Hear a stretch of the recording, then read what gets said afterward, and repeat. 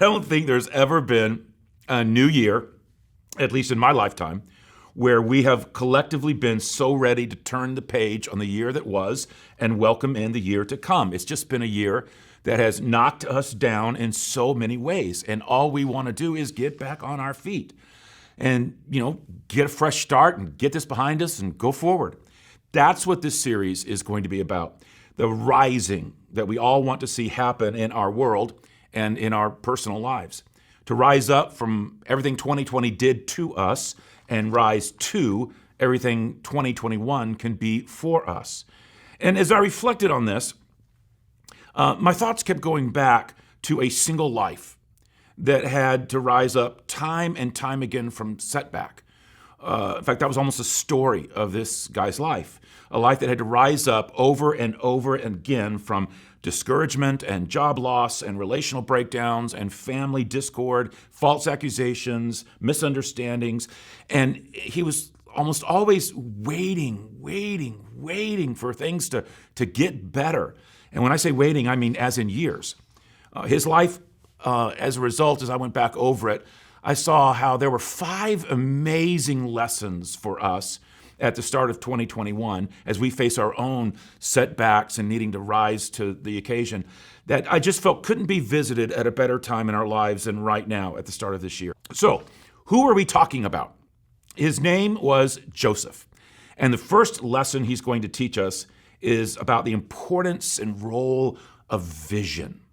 Now, before I get into that with his life, we got to get a little bit of background because we're going to get this from his life. So here's a little background on him. Joseph was the son of a man named Jacob. Jacob had his own backstory.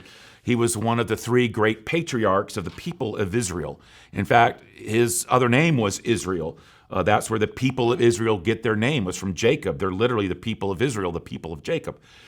Jacob had 12 sons. And they became the basis and the heads of the 12 tribes of Israel. Joseph was one of Jacob's 12 sons. Joseph's father worked 7 years to earn the right to marry the love of his life, a woman by the name of Rachel, only to be tricked by Rachel's father into marrying Rachel's older sister, Leah. So Jacob determined to labor another 7 years for Rachel. That's how much he wanted and loved her. But Rachel did not seem to be able to bear children. Whereas Jacob's first wife, Leah, was just a baby-making machine, giving him 10 straight sons. Only very late in Jacob's life did Rachel conceive. That child was Joseph. She would later give birth to another son, Benjamin, but you can see why it's no surprise that Joseph became the favored son of Jacob, because it was the only son he had from his beloved wife. And his brothers knew it, and they hated him for it. And Jacob, as a father, didn't help. He didn't even try to hide his favoritism. You may have heard of Joseph's Coat of Many Colors as kind of a pop culture thing. Andrew Lloyd Webber, for example, who wrote the musicals Jesus Christ Superstar and Cats and also Phantom of the Opera. One of his early musicals was called Joseph and His Amazing Technicolor Dreamcoat. This is that Joseph. Now, here's the story behind all that, and it's important for learning about what we need to know about vision. The Bible says that Joseph was 17 years old, and Jacob loved Joseph more than any of his other children because Joseph had been born to him in his old age. So one day, Jacob had a special gift made for Joseph, a beautiful robe. But his brothers hated Joseph because their father loved him more than the rest of them. They couldn't say a kind word to him. Now, it's interesting that the words used there for robe in the original Hebrew language in which it was written suggested it really was multicolored and ornate and with long sleeves, and that it would have gone all the way down to his ankles. That's important because that means it was not a robe that you worked in. The robes of the day, the robes that his brothers would have worn, would have been working robes. So instead of long sleeves, they would have been short sleeves, allowing the free use of hands. And they would have had it'd be short skirted so they could take long strides. In other words, their robes were designed for labor. Joseph's robe not only showed the father's favoritism, but also signaled that Joseph was not going to be having to work manual labor ever again, unlike his brothers. But don't take all that out on Joseph. I mean, he was a teenager. This was all his father's doing. There wasn't a lot Joseph could do to stop it, but it doesn't matter. His brothers hated him. Well, let's get to where the vision comes into play. Here's what happened next, again from the opening book of the Bible, Genesis. One night, Joseph had a dream. And when he told his brothers about it, they hated him more than ever. Listen to this dream. He said, we were out in the field tying up bundles of grain, and suddenly my bundle stood up, and your bundles all gathered around and bowed low before mine. His brothers responded, so you think you will be our king, do you? Do you actually think you will reign over us? And they hated him all the more because of his dreams. And soon Joseph had another dream. And again, he told his brothers about it. He said, I have had another dream. The sun, the moon, and 11 stars bowed low before me. And this time he told the dream to his father as well as to his brothers, but his father scolded him. He said, what kind of dream is that? Will your mother and I and your brothers actually come and bow to the ground before you? But while his brothers were jealous of Joseph, his father wondered what the dreams meant. Well, you can only imagine how confusing this all was for Joseph. Why was he being given these dreams, and why did it have his whole family honoring him that way? All he could have known was that it seemed like it was something from God, and that it boded well for his future. But what kind of future would ever have that kind of scene taking place? What could he ever do? What kind of position would he ever hold to evoke that? But you can only imagine, though, he also could have been so encouraged by it, not necessarily in a prideful, arrogant way. In fact, his life was marked by a great deal of humility. But what a sense of meaning it gave his life, how it altered his perspective on the end game of his life, no matter what happened before. What happened next? His brothers had had enough. So one day when they were out in the fields and Joseph came to them with a message from their father, they seized him. They stripped off his robe, they threw him into an empty cistern, and when a large caravan came by on their way to Egypt, they sold him into slavery. Then they took his coat and ripped it more, dipped it into goat's blood so that it would look like he had been attacked and killed by some kind of vicious animal. Then they took the robe to their father and said that they had found it on their way home.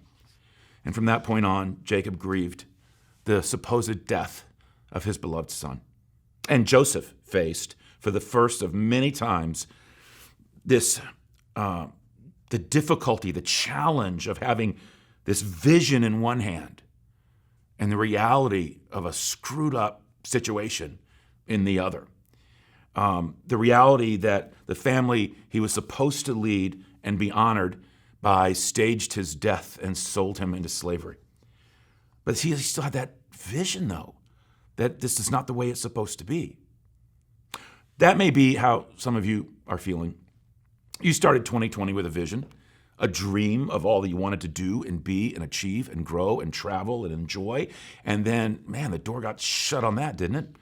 As abruptly as 1 minute walking innocently out to your brothers like Joseph, and the next minute being sold into slavery, and life as you knew it ending. And it wasn't for a little while. What started in March for what we thought might be a handful of weeks that then turned into the full spring and the summer and now the winter, and looks like it's going to stretch into at least the late spring and early summer. There's a lot of life seemingly put on hold for us. And Joseph could empathize because for him it wasn't for 13 months. His life remained in servitude, including a stint in prison as a result of a false accusation for the next 13 years. For 13 years, he had the vision in one hand and the reality of a screwed up situation in the other. But here's what marked Joseph. During those 13 years, he never lost sight of the vision of what his life could be and was meant to be.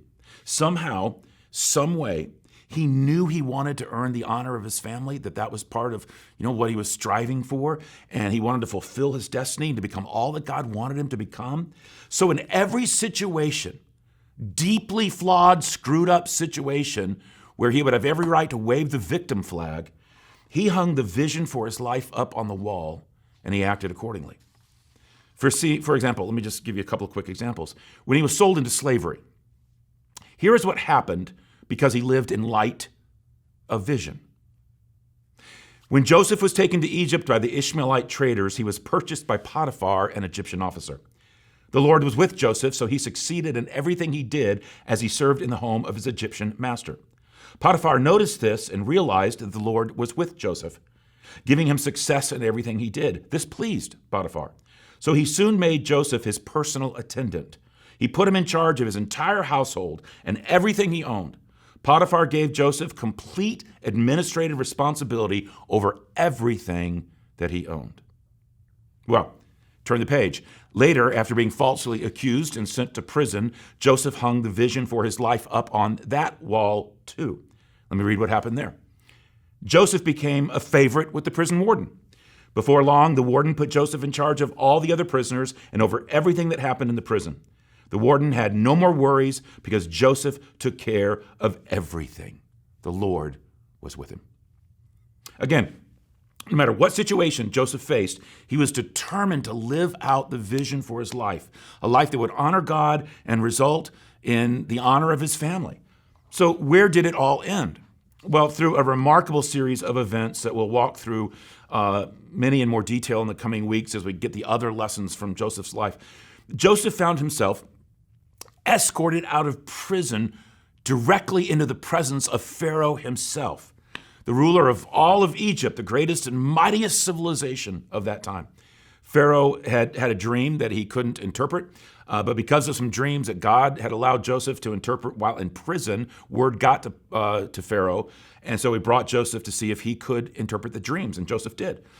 The interpretation of Pharaoh's dream was that there was going to be 7 years of plenty, followed by 7 years of famine, and Egypt needed to get ready. And Joseph recommended to Pharaoh, look, store away as much as you can over the next 7 years. That'll see you through the back 7, and get a good leader to oversee it all. Well, let me read what happened next. Joseph's suggestions were well received by Pharaoh and his officials. So Pharaoh asked his officials, can we find anyone else like this man so obviously filled with the Spirit of God? Then Pharaoh said to Joseph, since God has revealed the meaning of the dreams to you, clearly no one else is as intelligent or wise as you are. You will be in charge of my court, and all my people will take orders from you. Only I, sitting on my throne, will have a rank higher than yours. Pharaoh said to Joseph, I hereby put you in charge of the entire land of Egypt. Then Pharaoh removed his signet ring from his hand and placed it on Joseph's finger. He dressed him in fine linen clothing and hung a gold chain around his neck. And then he had Joseph ride in the chariot reserved for his second in command. And wherever Joseph went, the command was shouted, kneel down. So Pharaoh put Joseph in charge of all Egypt, and Pharaoh said to him, I am Pharaoh, but no one will lift a hand or foot in the entire land of Egypt without your approval. Wow, from prison to that.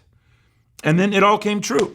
The 7 years of plenty followed by the 7 years of famine, and at the start of the famine, a certain family needed grain. You smell it coming, don't you? Let me read it. When Jacob heard that grain was available in Egypt, he said to his sons, why are you standing around looking at one another? I have heard there's grain in Egypt. Go down there and buy enough grain to keep us alive, otherwise we'll die. So Joseph's 10 older brothers went down to Egypt to buy grain. But Jacob wouldn't let Joseph's younger brother Benjamin go with him for fear some harm might come to him.